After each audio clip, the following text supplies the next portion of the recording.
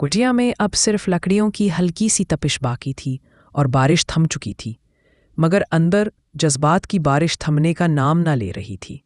लड़की ज़मीन पर रखी चादर को लपेटे बैठी थी, लेकिन वो कपड़े अब भी उसके जिस्म से चुपके हुए थे। उसकी आंखों में एक अजब तशिश थी, जैसे सारी रात साधु को अपनी तरफ खींच रही हो। साधु ने एक नज़र उस पर डाली और नज़रें झुक गईं, पर दिल वहीं अटक गया। वो आहिस्ता से बोली, ये खामोशी, ये तन्हाई और ये रात, सब कुछ बहुत मुख्तलिफ लग रहा है। आपकी मौजूदगी ने मुझे बहुत कुछ भुला दिया है। साधु के कदम खुद ब खुद उसकी तरफ बढ़े। वो कुछ ना बोला, मगर आंखों में ऐसा सुकून था जैसे बसों के इंतजार को आज जुबान मिल गई हो। लड़की ने चादर हटाई और साधु के करीब आकर उसका हाथ थाम लिया।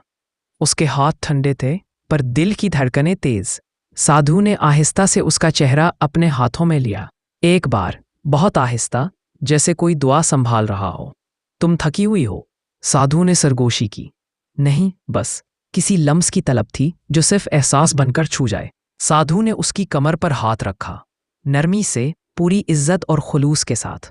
उसका जिस्म कांपा, मगर वो पीछे ना हटी, बल्कि और करीब आ गई। उनके दरमियान अब कोई फासला न रहा। सांसों की मौसीकी चलने लगी। ना आवाज थी, ना अल्फाज, सिर्फ बदन की धड़कन और रूहों की हम आहंगी। लड़की ने अपनी पेशानी साधु के सीने से लगा दी। दोनों की आंखें बंद थीं। साधु ने उसके बालों को सहलाया, उंगलियां उसके गाल पर फिसलती हुई ठोड़ी तक आईं, और फिर आहिस्तगी से उसने उसके लबों को छू लिया। पहला बोसा, एक वादे जैसा, एक नरमी जैसा, ना होश भरा, ना जल्दी में, बस जैसे वक्त थम गया हो। लड़की की सांस रुक सी गई। उसने आंखें खोली, साधु की तरफ देखा और सरगोशी की।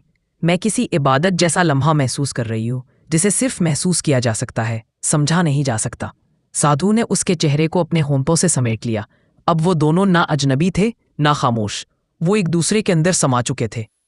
अब वो दोनों चटाई पर आमने सामने लेटे थे। बारिश के बाद की नमी और जलती लकड़ी की खुशबू कुटिया को किसी मोहब्बत भरी दुनिया में बदल चुकी थी। साधु ने आहिस्ता से लड़की की चादर संभाली और उसका हाथ अपने सीने पर रख दिया। वो हाथ जो अब सवाल नहीं कर रहा था, बस धड़कनें सुन रहा था। लड़की ने धीरे से अपनी टांग साधु के वजूद से लिपटाई। अब वो एक लम्हे में मुकम्मल थी। क्या पल सब बदल जाएगा? लड़की ने पूछा। साधु ने मुस्कुराकर कहा, नहीं, कल हम रहे ना रहे, ये रात हमेशा रहेगी। और उस रात धड़कनों, लम्स, बोसों और खामोश दुआओं में वो दोनों फना हो गए।